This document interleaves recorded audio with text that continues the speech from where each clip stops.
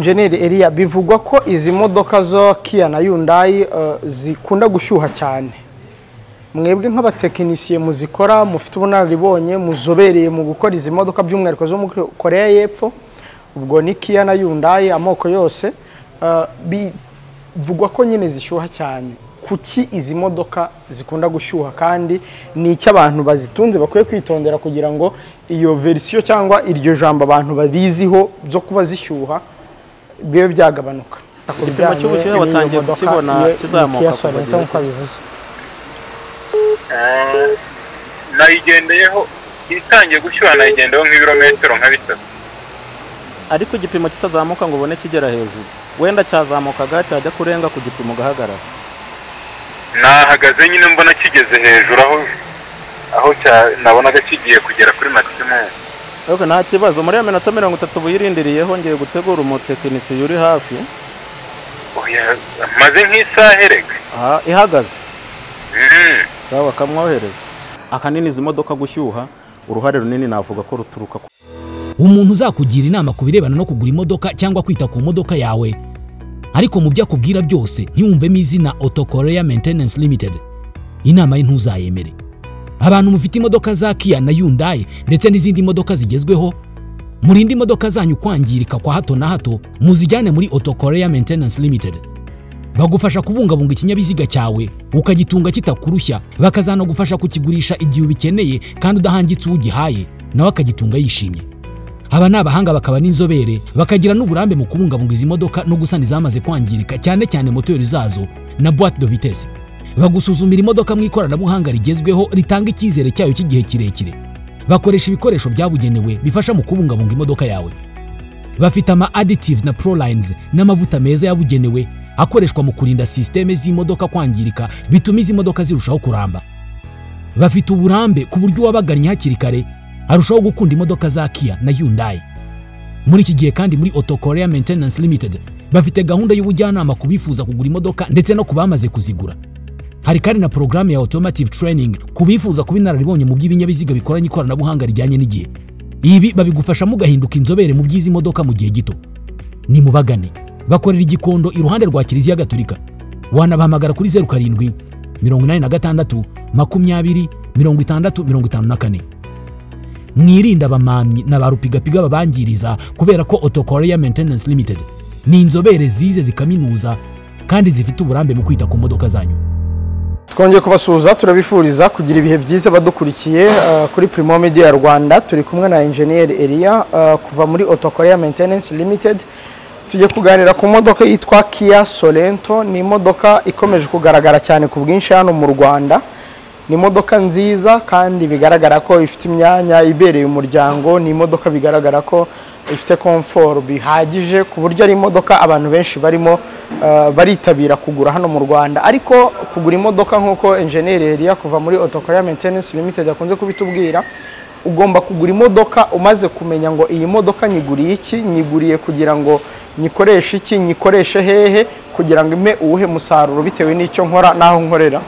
Engineer Elia, tubahaye ikaze. Murakoze cyane. Namahoro. Namahoro. Tujye kuganira kuri iyi modoka yitwa Kia Sorento nkuko narimaze kubivuga. Ngiyi ni imodoka iri hano mu garage. Turayifite ndetse turaza kureba na version yayo nshyashya iri hano inyuma yacu. Engineer Elia, iyi modoka mu by'ukuri watubwira muri make imiterere yayo? Iyi modoka yitwa Kia Sorento ni imodoka iteye ite, ni imodoka ikora ite muri rusange? Gusa kugira ngo tubanze tubwire abantu imiterere yayo n'ikoranabuhanga riyigize. Murakoze cyane.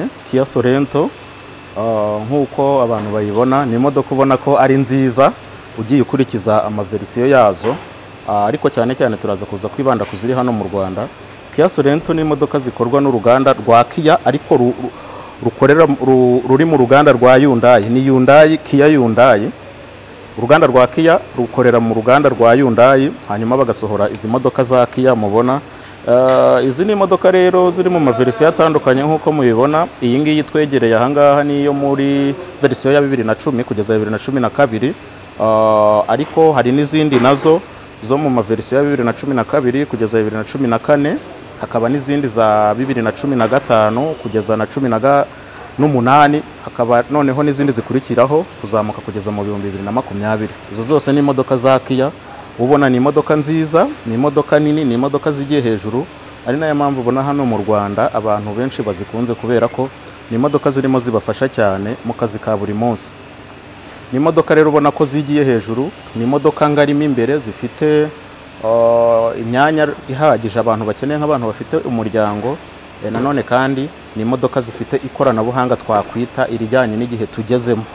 Yego. Ikoranabuhanga ry'ingenzi rigize iyi modoka ni irihe ku buryo n'umupapa cyangwa umumama ufite umuryango ufite abana yakumva ko yicaye mu modoka koko imuhaye umutekano? Izi modoka mu makoranabuhanga zigize cyane cyane turahera ku makoranabuhanga ya security. Zifite systeme zayo za airbag ziri electronique ku buryo iyi modoka ahantu hose ifite systeme za airbag ku buryo igihe byaba habaye ibyago ikagera nk'impanuka biragoye cyane kugira ngo umuntu yicayemo abe yagira ikibazo. Ikindi cya kabiri ifite ikoranabuhanga riyifasha mu kuba mu mikorere yayo idashobora kwangiza ikirere. Zifite amasysteme ya za DPF cyo bita diesel particle filters, aho iyi modoka ishobora gukora inywa mazutu cyane, hariho n'izinywa essence, ariko ikaba idashobora gusohora icyo bita pollutants cyangwa ibyangiza umwuka byangiza ikirere. Uri kumva ko mu ikoranabuhanga ryayo harimo na protection y'ikirere. Ikaba ifite none amakoranabuhanga izo bita za driving stability, igira sensor, igira ama computer akontorora ibijyanye no mu masysteme yayo yo mu mapine, ku buryo uri kwirukanka cyane ukaba ushobora gukata nabi cyangwa se kugenda mu buryo bwahiteza impanuka. Systeme yayo y'ikoranabuhanga ifite uburyo iproteja, ikagira security ku buryo ya modoka idashobora kuba yakwangirika byoroshye. Ni modoka kandi ifite irindi koranabuhanga rikwereka cyangwa rikaguha ibimenyetso byose mu gihe yaba igiye kwangirika, kuko nyuma yo kwenda ama PS yazo ari ama PS akomeye ariko nanone abahenze, urumva ko byangiritse byoroshye byagora abazitunga. Niyo mpamvu rero ifite systeme y'ikoranabuhanga rifasha mu gucungira hafi ibyuma bishoboka kuba bigiye kwangirika, ikamenyesha utwaye imodoka. Hanyuma iruhande rw'iryo koranabuhanga ryose tubwiye, iyi modoka abantu bamwe bashobora kwibaza bati ibiciro byayo ni imodoka ihendutse, kubera ko hari umuntu wifuza gutunga imodoka mu Rwanda akavuga ati ariko ndifuza imodoka ijyanye n'umuryango mfite.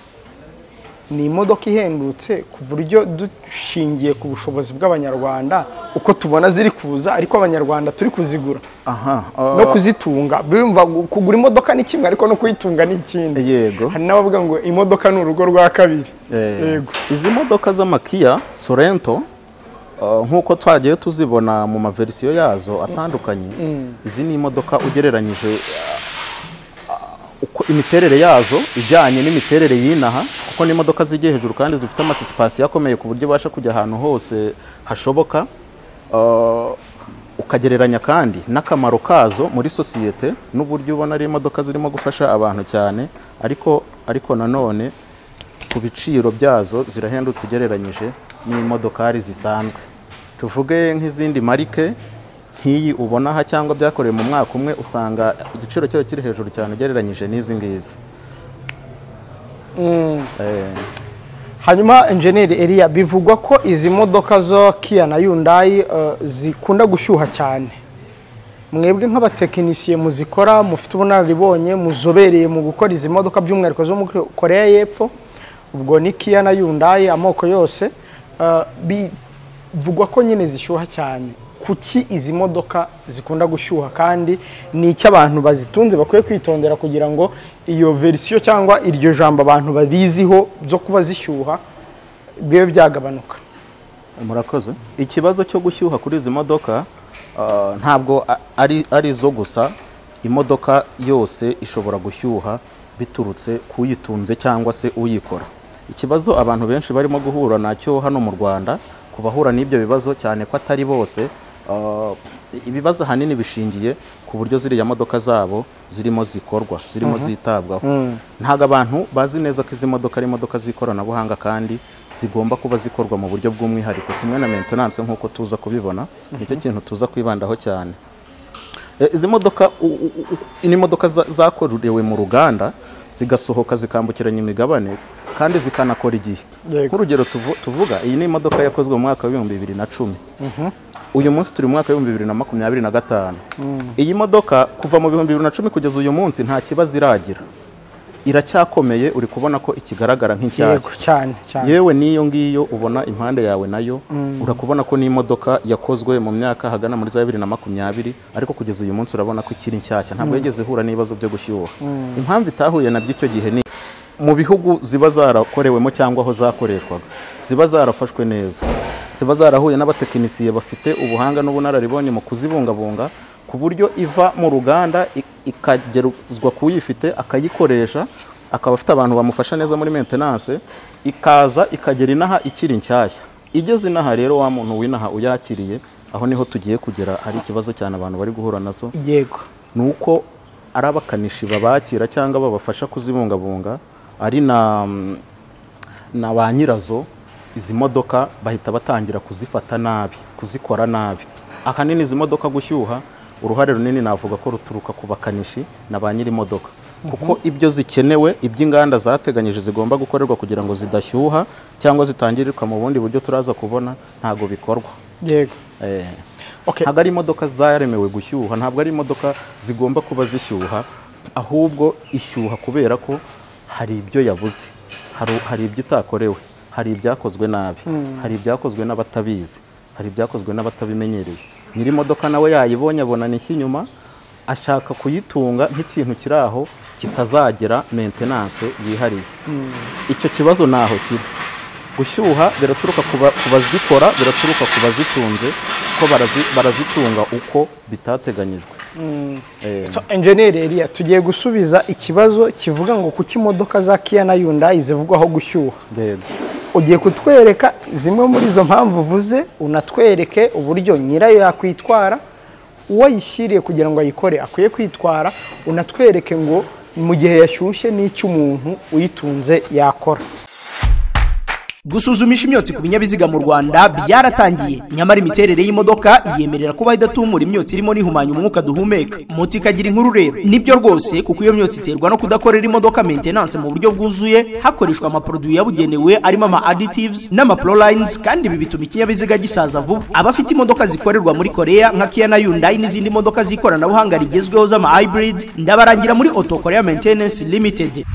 Aha niho hari abahanga bazobereye mu gusuzuma no gukorera maintenance imodoka, bizifasha kurushaho kuramba no gucukubira n'ibindi bibazo nko gushyuha, gucika intege no gutumura imyotsi, bikaguhoza muri control technique. Ziga mu mwanya wawe n'amafaranga ugana Auto Korea Maintenance Limited kugira ngo bagufashe uve muri control technique uciye ukubiri n'icyo kibazo cy'imyotsi. Dukorera igikondo kuri Mereze ya mbere iruhande rwo kwa Padiri.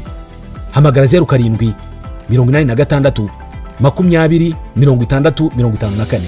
Engineer Elia, nkamwe muzobereye rero mu gukora izi modoka za Kia na Hyundai by'umwihariko, turagira ngo mutwereke mu by'ukuri niki gituma izi modoka zivugwaho gushyuha cyane. Hari Hyundai Santa Fe yo ibivugwaho cyane, Tucson ni Kia turimo turaganiraho by'umwihariko Kia Sorento. Niki gituma izi modoka zishyuha, ese n'iki abazifite bashobora kwitwararika? Nabikomojeho mu kanya gato kashize. Imwe mu mpamvu izi modoka cyangwa se bamwe bavuga ko harimo izishyuha, nabikubwiye ko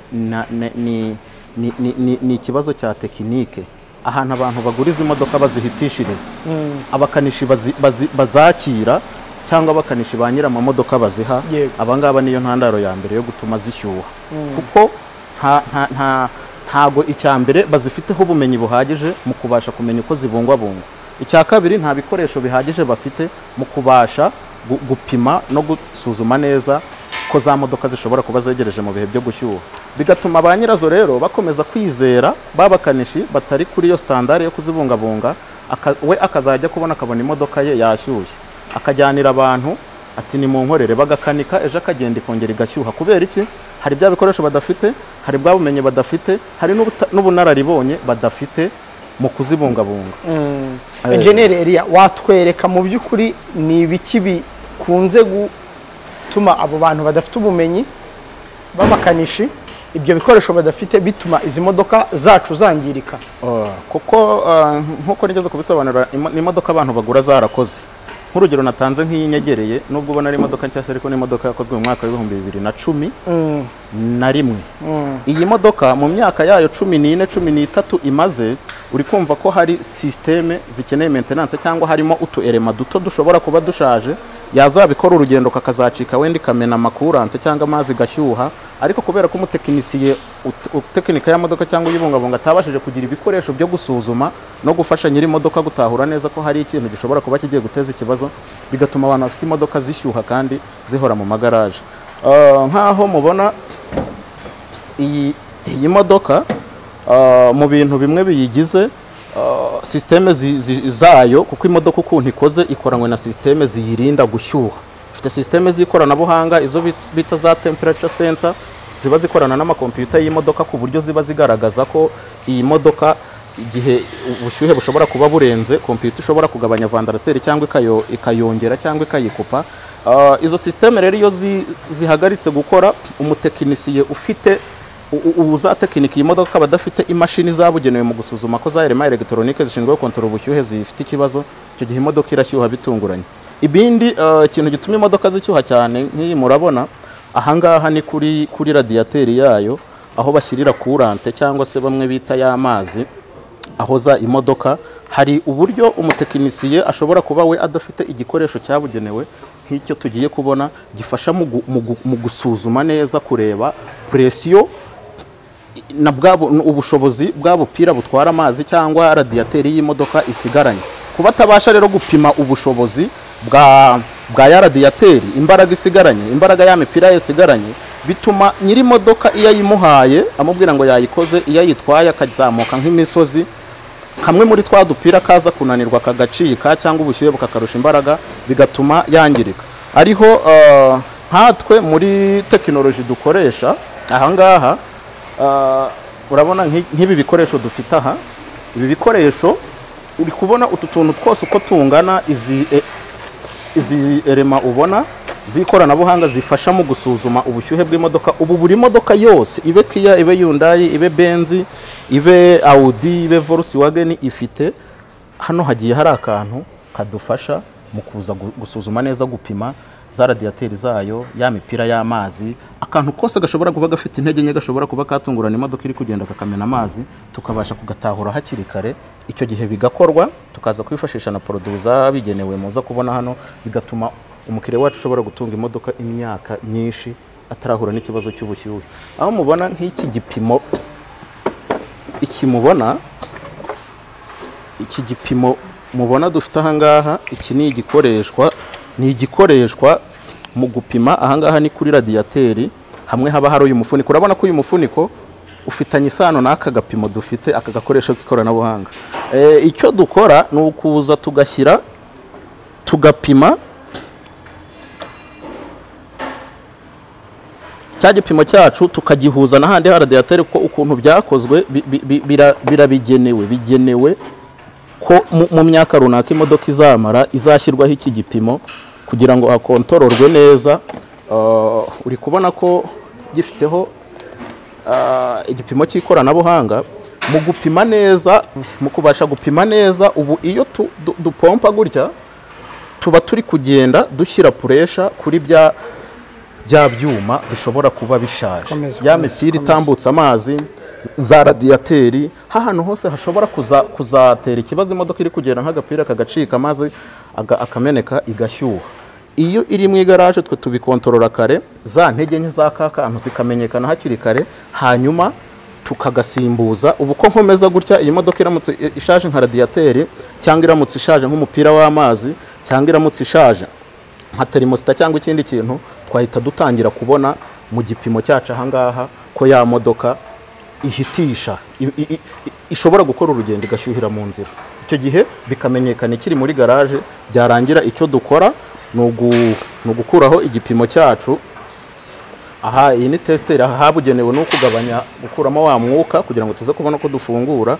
Noneho icyo gihe tugakuraho cya gipimo cyacu, tukareba. ubwo iyo modoka ubishyize kuri pressure kugira iyi ngo umenye modoka ubushyuhe bwayo urugero rwo gushyuha kwayo. uba usuzumye icyo bita cooling system yayo neza, ukabona muri urabona iyo umuntu atwaye imodoka wajya kubona akabona igipimo cy'ubushyuhe cyazamutse, cyangwa akajya ahora yongeramo amazi cyangwa amakurante. Noneho ibi icyo bifasha ni uko ibyo bintu bimenyekana ko hari akuma kashoboraga kuzaturikira mu nzira cyangwa kagacika, y'amazi akameneka imodoka igashyuha. Ikibi bipimo bidufasha no kubitahura hakiri kare, tukabasha noneho gusimbuza ka kuma kuko karashaje. Nibwo buryo bwo kugasimbuza. Urabize imodoka nyinshi rimwe na rimwe harigeze zaragabanijwe ibirometero, ugasanga ifite ibirometero nk'ibihumbi 40 wenda yaragiye nka 800 nk'ibihumbi 800 cyangwa 500. Icyo gihe hari akuma gashobora kuba karimo karageze igihe cyo gusimburwa, ariko wowe ukaba ukagenderaho katarasimburwa. Ako niko kaba gashobora kugutenguha kagaturikira mu muhanda, amazi akameneka, imodoka igashyuha, ugasanga moteri y'imodokari irangiritse. Icyo gihe rero iyo tubashije kubitahura hakiri kare turagasimbuza, twamara kugasimbuza hagashyirwamo imiti yabugenewe nza kuza kubereka, imodoka y'umuntu ikabaho idashobora gushyuha. Kuko nk'umutekinisiye niba adafite iki gipimo, wowe ukaba umwizera, ukaba wizera umutekinisiye ariko utagira ibikoresho n'ubumenyi, ejo imodoka yawe izangirika. Hari ukuba adafite ibikoresho bipima bwa bushyuhe kugira ngo hakumirwe hakiri kare, hari no kuba ariko adafite ubumenyi. Abantu benshi rero imodoka ziri gushyuha hano mu Rwanda, abo bakanishi bari kwizera bari mu mfuruka hirya no hino, amagaraje nayo arimo abantu badafite ya experience, uburyo babungabungamo imodoka zabo butari bwo, nibwo ntandaro yo gushyuha. Ariko muri rusange izi modoka ni imodokari zidakorewe gushyuha, ni imodoka ishobora kumara n'imyaka 20. Kuko iyo ureba hirya no hino mu mihanda uhasanga Kia zo mu 2002 na 2003 zigejeje uyu munsi zikiri nshya zigikomeye kandi zitarashyuha. Ariko ugasanga umuntu afite nka Kia yo mu 2015 na 12 na 20 akakubwira ngo imodoka yanjye ihagaze mu nzira yashyushye. Impamvu ni iyihe? Nuko hari maintenance itabona. Ngira ngo dukurikije n'uburyo kwa muganga bapima abantu, iyo ugiye kwa muganga babanza kugupima bakoresheje imashini, yego, mbere yo kugira ngo bakuvure. Ubwo rero nibyo wenda namwe ahangaha mushobora kuba mukoresha muri Autokorea Maintenance Limited. Hanyuma wari utubwiye uti hari ibikoresho byinshi twifashisha mu gupima izi modoka, ariko hari n'amavuta yazo y'umwihariko dushobora kwifashisha.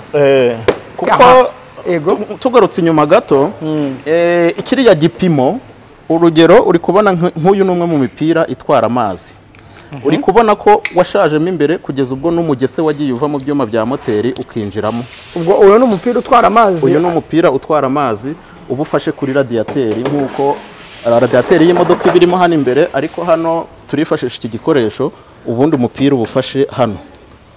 Iyi ni radiateri uko abantu bayibona. Radiateri uko uyibona ukuntu ikoze nk'akayunguruzo. Iyi ngiyi yishaje, imodoka irashyuha nishobora kugenda na metero 10. Iyi mipira iyifataho itambutsa amazi, amakurante, cyane ko tuza kubona ko n'amazi ntabwo ari amazi ashyirwa mu modoka, ahubwo hashyirwamo za kurante. Iyi mipira rero ko muyibona iyishaje, presiyo ya moteri itangira kuyituritsa, ariho haba harajemo ibi bintu muri kubona by'imigezi. Ibi bintu katurebe neza. Ibi biba byarajemo bite rero? Ibi biba byarajemo muri cya gihe umuntu we cyangwa n'abakanishi bamufasha gusuzuma cyangwa no gukora ya modoka ye, batamufashije kumenya ko hari imiti ifasha mu kwirinda ko ya migese yiremamo. Izo bita nk'amakurante, izi ngizi nk'izo urabona ni radiator kurante.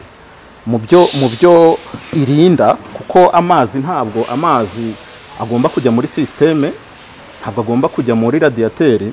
Icyo iyi miti irinda, urabona ko irinda ko hazamo ziriya za toxic formation. Ni ibintu urukumva toxic ni ibintu bimeze nk'uburozi cyangwa se bishobora kuvuka muri systeme bikaba byaca intege ibyuma biyigize cyangwa bikanangiza na radiateri. Irinda ko hazamo imigese, ituma hatazamo imigese, kandi kanafasha ya systeme gukora neza ndetse no kwihanganira ubushyuhe. Iyo umuntu rero yamaze gusuzuma neza agapima akabona ko twadupira cyangwa y'amatiyo cyangwa y'amaradiateri bikomeye bidashobora kugira linkage, agashyiramo iyi miti, izi za kurante, bifasha imodoka ye kumara imyaka myinshi idashyuha. Kuko iyo umuntu asukamo amazi, niho mubona nk'iyi niyo bita pampu y'amazi, kugira ngo amazi azenguruke muri cooling system, agomba gusunikwa n'icyo bita pompe y'amazi kugira ngo yongere pressure, habe icyo bita high pressure, uburyo asirikira yirukanka. Uri kubona ko iyi pompe yatatswe n'umugezi, no kuvuga ko iyi pompe ifunze ku modoka bashyiramo amazi badashyiramo kuranda, hakavukamo imigese ikarya ya mavandarateri yayo, yazagenda uko agenda agabanuka bigatuma imodoka y'umuntu ishyuha, akajya abona imodoka yimeze neza itava ihora yuzuye, ariko yagenda yakora urugendo igashyuha. Kubera iki? Yahuye n'umutekinisiye cyangwa umukanishi utafite ubu bwabo nararibonye mu kugenzura no gutahura bya bintu ko bishobora kuza guteza ikibazo. Ibyo rero iyo twebwe nka Autokorea birangiye, ikindi dukora ni ugufasha abantu. Izi modoka za Kia Sorento nk'uko twahoze tubivuga, ni imodoka z'ikoranabuhanga zifitemo systeme ya DPF. Ni imodoka zikozwe na DPF. Abantu benshi urundi rujijo bari guhura narwo, ikindi kibazo bari guhura nacyo, nabarimo kuzigura ariko bakaza bakabwirwa cyangwa bakizezwa ko hari amavuta runaka ari gukoreshwa muri izi modoka, kandi mu by'ukuri ari amavuta yakoreshwaga mu modoka za kera zidafite iri koranabuhanga. Izi modoka zifite ikoranabuhanga rya DPF, aho ngira ngo urabona hano, urabona iki kintu kimeze nk'ikibindi kiri inyuma ya moteri gicometseho amasensa yohereza amakuru kuri computer.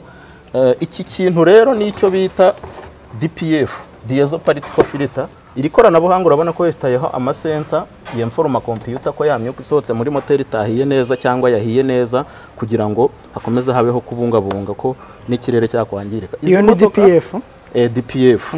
Izi modoka rero abantu benshi bazifite kuzikoreshamwe amavuta mabi cyangwa se n'amavuta atajyanye n'iri koranabuhanga, cyane ko amavuta abantu bari kwibwira ko akoreshwa izi modoka kugeza kuri ubu ngubu, izi zo muri aya maverisiyo ntabwo ari yazikoresha, kuko zigira n'amavuta abajyanye na ririya koranabuhanga.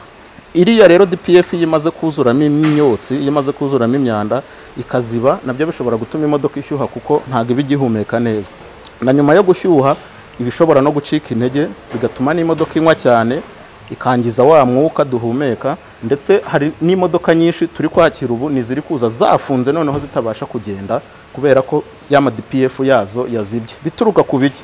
Abantu bazigura nk'abazigura cyane nka hariya Majerwa cyangwa Dubai Port, aho bahurira n'abantu babatangira ati ngwino tukujyane hariya bagukorere maintenance, bakagenda bagashyiramo amavuta atajyanye n'ibyakoranabuhanga, cyangwa n'ugiye gushyiramo amavuta ntarebe ngo iyi modoka ndashyiramo amavuta ifite iyihe tekinoloji, ese irajyamo ayahe mavuta.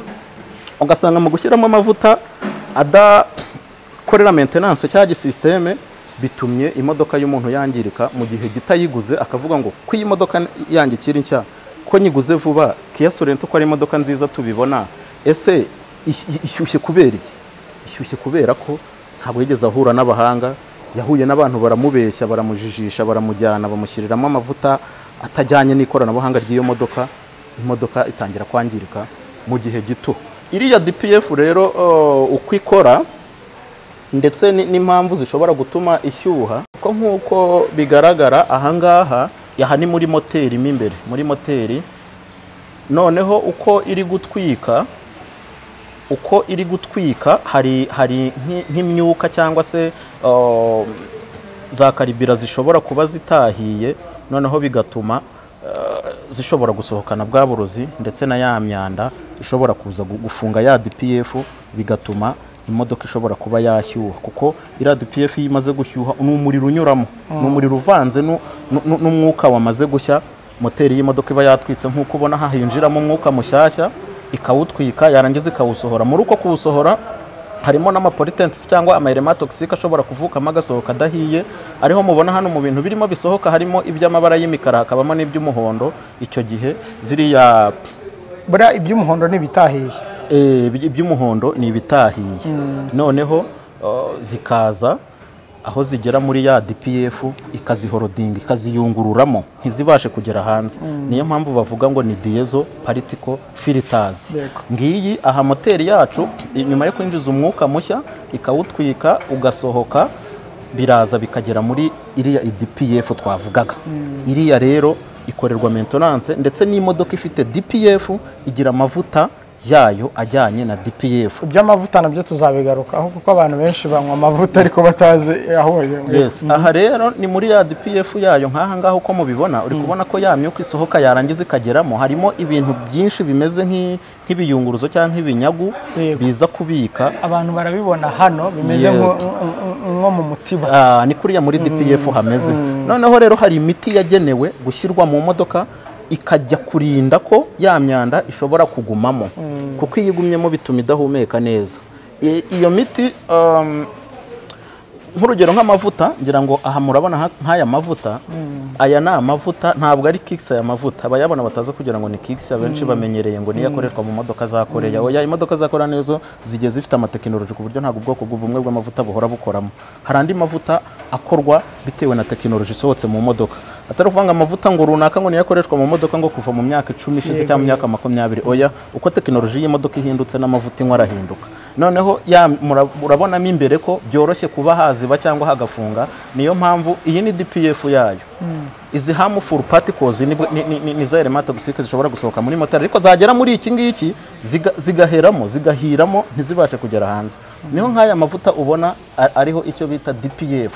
Nuvuga ngo ya modoka ifite ya system ya DPF ifite amavuta inywa yo mu mikorere iyo moteri irimo yakoresha.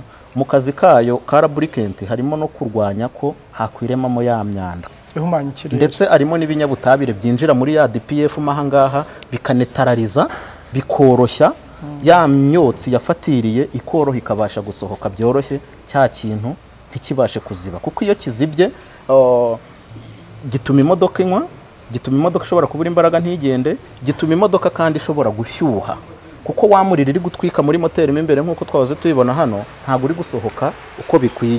Icyo gihe rero na nyuma yo gukoresha amavuta meza ajyanye na ya systeme, icyo dukora twebwe dukoresha n'iyi miti bita izi za diesel particle filter protection, guprotectinga iyi systeme. Isi ubona naga produit karinda ya systeme ko ishobora kuzafungwa na ya myanda igatuma imodoka ishyuha. Donc murabanza mugashyiramo ari amavuta ya DPF, ariko mugashyiramo n'indi produit iza protectinga DPF ya systeme. Yego, iyi produit kandi ikora igihe kinini, ishobora gukora kugeza nko ku mezi 4. Iyi rero urabona ko ya DPF iriho ahangaha. Iyi DPF rero iyi additives ikikora, kuko yo iba yivanze na essence imodoka inywa, ibirimo ibinyabutabire bigenda bikinjira muri ahantu hose hari ya myanda cyangwa no muri ya DPF, bigashwanyaguza, bikarinda. No kuvuga ngo bishyiramo resistance. Nk'urugero ndaguha, urabona wisize nk'amavuta, ufashe amavuta ukayasiga, ugafata ikintu gifite kore cyangwa papier kore, ukagifatisha mwasize amavuta, ntago igufataho. Ariko adasizeho ukomeka gutya bihita bifata. Aha, icyo ndi gushaka kuvuga no kuvuga ngo iriya produit iyo yamaze kwinjira muri DPF, iyo yamaze kwinjira muri diesel particle filter ikageramo imbere, ya myanda za element toxique, ya micafu yose ishobora gufunga iriya DPF kuza kugeza ubwo imodoka ishyuha ishobora gufatamo, inyuramo isohoka igenda yihuta. Ugasanga imodoka umuntu ashobora kuba yifite akamara imyaka 20 cyangwa akayimarana imyaka 15 nta kibazo afite, ariko we wagiye imarana amezi 6 ukabona yacyuye igashyuha, ukagura moteri. Ubushyuhe bwangiza moteri y'imodoka ku buryo bisaba kugura indi moteri. Ugasanga niba imodoka yarayiguze miliyoni zawe 15 cyangwa 20, igiye kugusaba miliyoni 3 cyangwa 4 za moteri ntayo ufite, ukayiparika. Ugaparika imodoka nshyashya waguze ejo bundi, kandi ku burangare bw'umutekinisiye cyangwa umukanishi ugukorera, cyangwa nawe nyiri imodoka udashoboye kumenya ngo imodoka yanjye ndayijyana hehe.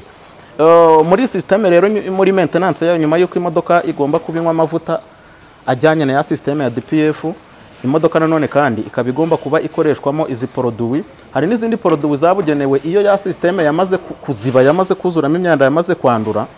Hari izindi produit zabugenewe izi bita diesel particle filter. Izi produit ni izifasha mu kuzajyamo noneho gushwanyaguza ya myanda yafatiriyemo, kubera ko yana nyiri imodoka yagiye arangara ntakoresha amavuta ajyanye na DPF cyangwa ntakoreshe za produit ziyiprotectinga kugira ngo itangirika. Noneho ariko nimba byararenze bikabaho nkuko umuntu akura imodoka hanze, wenda akavuga ati mu nkorera isuku muri DPF, noneho nge nkomeza kuyibungabunga neza, akagura iyi miti mubona ikikora, ni ishyirwa muri ya systeme, yamaze kwandura hanyuma hakoreshejwe amakoranabuhanga yabugenewe. Iyi ni machine computer, machine diagnostic. Izi ngizi nazo ifitemo software ifasha mu gukora icyo bita DPF service regeneration. DPF service regeneration naho ya mashini yacu tuyicomeka ku modoka ikagenda ikinjira muri systeme z'ikoranabuhanga rigize imodoka igakomanda moteri ikaza guturuna moteri aho turi buze kuza kubibona bigafasha mu gukora regeneration, DPF service regeneration. Bigafasha ko ya systeme ihora ikora neza bityo ikinyabiziga kikabaho kidashyuha, kidahumanya ikirere, kitanywa ndetse kidacika n'intege. Ibyo iyo bidakorwa, iyo technology idakorwa, abakanishi benshi usanga bafite n'izi mashini ariko batazi kwinjira muri ayo maporogaramu yose ngo babashe kuyakoresha. Wabona umukanisha afite scanner nguriya ngo azibye imodoka ngo azankorera iby'imodoka, ntabwo ariko bimeze. Ntabwo umuntu wese ufite scanner afite ubumenyi bwo kubasha gukoresha ya systeme kugira ngo abashe kwinjira muri memoire cyangwa muri systeme ya computer y'imodoka, abashe kugenda ategeka systeme runaka uko igomba kubikorerwa maintenance. Kuko uko igomba gukorerwa maintenance harimo n'izi mashini uko zigomba kuza kuba zikora. Engineer Elia, wahoze uvuga ko iyi systeme ya DPF ishobora gutuma imodoka yangiza ikirere cyangwa se ikaba yatuma imodoka ishyuha, ariko se ni gute bikorwa? Bigenda bite kugira ngo iyi systeme ibe yakwangiza ikirere, cyangwa mwebwe nk'abantu muzobereye mu bintu byo gukora imodoka za Kia na Hyundai mubigenza mute kugira ngo murinde imodoka zacu ibintu nk'ibyo? Nkuko mubibona, nkuko twaje tubisobanura, hari nyuma y'iriya miti ya DPF cleaner, izi modoka z'ikoranabuhanga nk'aya Kia Sorento ndetse n'izindi, izi mashini kabuhariwe diagnostic zabugenewe, murabona ko mu maporogaramu yazo, mu masoftware yazo zifitemo n'izi za CPF service regeneration cyangwa DPF service regeneration, naho muri computer y'ubwayo ikorana na computer y'imodoka bigakontorora amasensa yose bikanakoresha systeme, aho mubona ko iyi mashini ifitemo systeme cyangwa se software ishobora gufasha mu gukora icyo bita ya DPF service regeneration, aho naha ngaho ubona ko imashini cyangwa computer yikubwira uti this test is used for removing the draft soot particles by diagnostic tool. Naho ya myanda, aho za element toxique, aho bya binyabutabire byanduye na ya myanda ishobora kufunga ya DPF kugeza ubwo imodoka ishyuha cyangwa ikangiza ikirere, aho hifashishwa iyi mashini y'ikoranabuhanga mu kuyikuramo. Aho hano banakwereka ko ya mashini ibinakwereka temperature yo hejuru cyangwa se igipimo cy'ubushyuhe na ya modoka iriho. Iyi myanda rero ikurwamo n'imashini, kuko nkuko dukomeza aha ngaha uba wemeza ukomeza ugaragaza ko ugiye gukoresha ya mashini, kuko dufite indi connection twashyize ku mashini mu buryo bwa Bluetooth ibasha gukonektana n'iyi computer ubona mfite mu ntoki. Ubu iyi computer mfite mu ntoki ndimo ndakontorora sensor zose z'imodoka na computer yose y'imodoka, kandi nshobora kuzitegeka.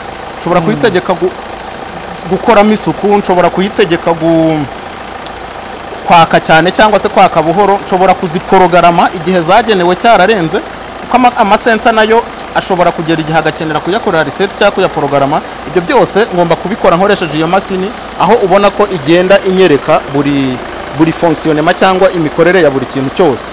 Aha rero niho twifashisha iyi mashini turimo dukuramo za particles, turimo dukuramo ya myanda, turimo tugeneratinga cyangwa se dukora ya regeneration mu buryo bwo kugira ngo imodoka ihorane isuku ku masensa ndetse no muri ya DPF, biyirinda gushyuha cyangwa se no kuba yasohora ya myotsi ihumanya ikirere. Aho muri moteri y'imodoka nkuko turimo, kuko nk'imodoka yifunze udashobora kurebamo imbere uburyo ya DPF iri gukora cyangwa za soot particles imashini ivuga ngaha, ariko muri DPF nuko nguko haba hameze. Soot particles n'utwo tuntu ubona dusohokamo, hari utuzo turi concentre tugafatiramo, icyo gihe tubaye twinshi bitumira system ifunga ntikore neza, bikaba byatuma n'imodoka ishyuha cyangwa isohora ya myuka yanduye. Ariko izi soot particles uko zisohoka iyo twacometseho iyi mashini yacu diagnostic, urayibona hano aho twereka ko izi hagiye gukorerwa icyo bita service regeneration, ari ukuri movinga za soot, ari ukuri movinga za the draft soot cyangwa se hifashishwa imashini y'ikoranabuhanga. Nizizi ngizi mubona aha, iyi modoka iri kwaka, iyi modoka igenda nuko biba bimeze. Imyuka imaze gushya igasohokanamo imyanda cyangwa n'uburozi bushobora kwangiza ikirere. Nimo hano biri kunyura. Iyi mashini ikikora no gufasha kugira ngo automatically hakoreshejwe diagnostic tool hakurwemo ya myanda ishobora gufunga ya DPF bityo ikangirika. Ari naho ya miti twabonye nayo ikikora ari ukujya kurinda iyi systeme ndetse no kuvanamo imyanda mu bundi buryo kugira ngo imodoka ikora imyaka myinshi idashyushye, idacitse intege, itanyweye cyane.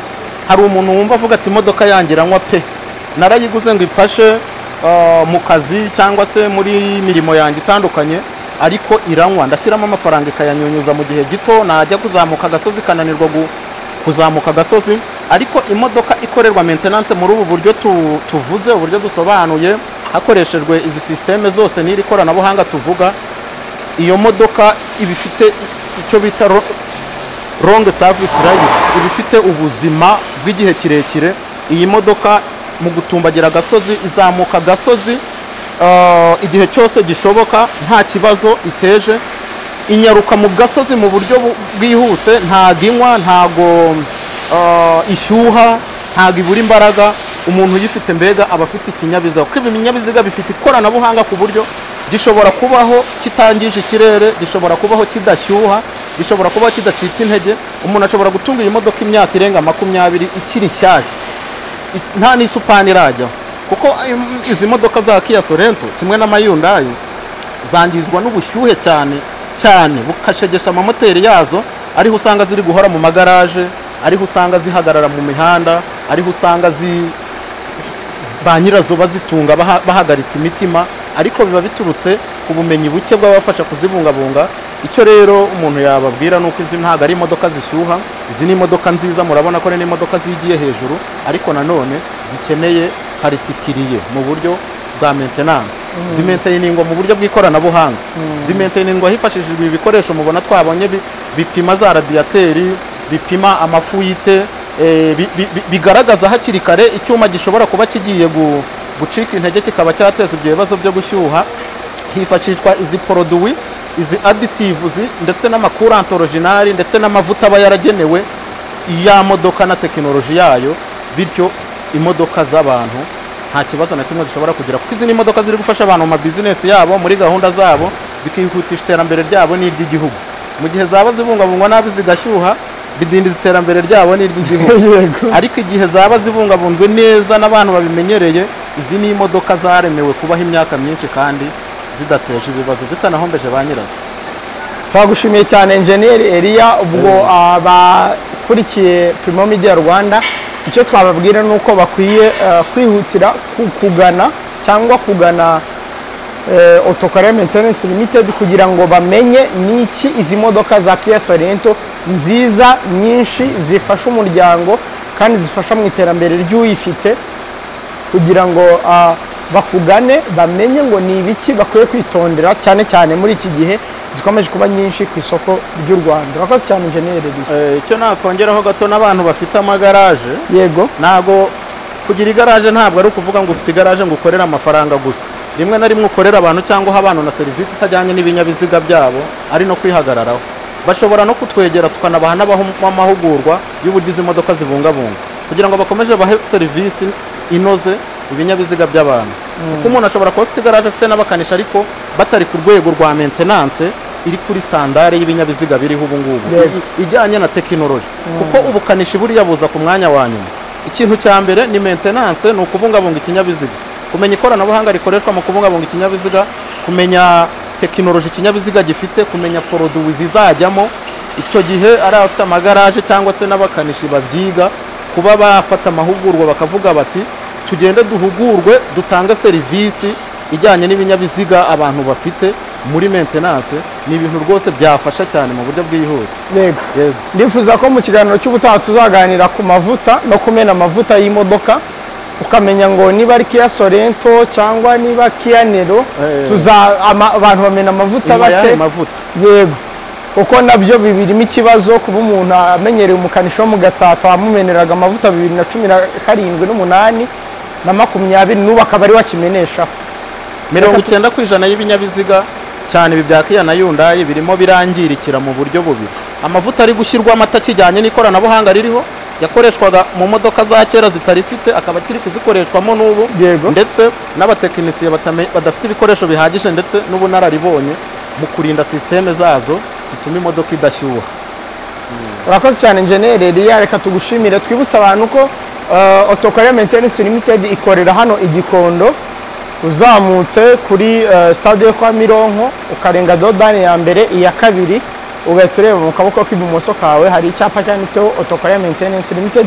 Ibindi bisobanuro muri kubona nimero za telefone ziri aho ngaho ku kiganiro, ubwo mwamuhamagara Engineer Elia, ari abari mu ntara ari abari mu mujyi wa Kigali mwese muremerewe. Wakoze cyane Engineer Elia. Yakoze nawe.